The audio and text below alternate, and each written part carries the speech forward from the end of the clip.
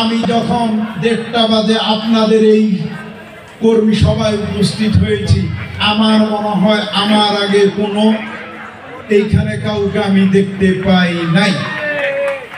আমি যখন এসেছি তখন পুরা এই খালি ছিল, কিন্তু এরপরে আমি যাদেরকে এই প্রোগ্রামে দেখেছি লাল নীল টিয়া ক্যাপ পরিহিত লোকজন, কিন্তু পড়ন্ত বেলায় আমি দেখছি এখন অনেক চেয়ার খালি।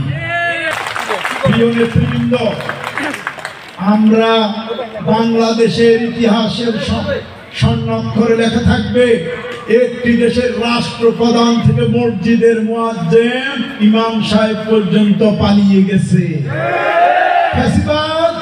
ফ্যাসিবাদের দোসররা বাংলাদেশ থেকে পালিয়ে গেছে, কিন্তু ফ্যাসিবাদের প্রেতাত্মারা বাংলাদেশের বিভিন্ন স্থানে অবস্থান করছে, কিন্তু বাংলাদেশকে অস্থিতিশীল করতে চাচ্ছে।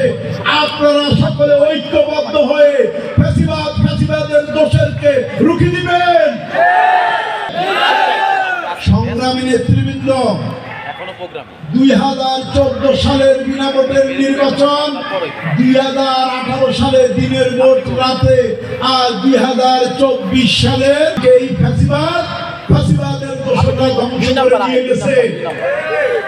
আমাদের নেতা, আমাদের সাংগঠনিক অভিভাবক, বিএনপির ভারপ্রাপ্ত চেয়ারম্যান রাষ্ট্র সংস্কারের যে 31 দফা দিয়েছে, 31 দফার প্রত্যেকটি কথা আপনারা আপনার এলাকায় প্রত্যেকটি বাড়ি ঘরে কিন্তু পৌঁছে দিতে হবে।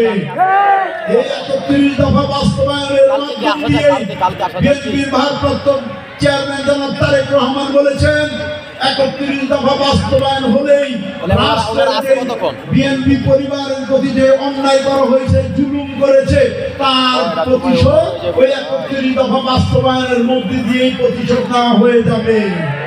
সংগ্রামী নেতৃবৃন্দ, আমরা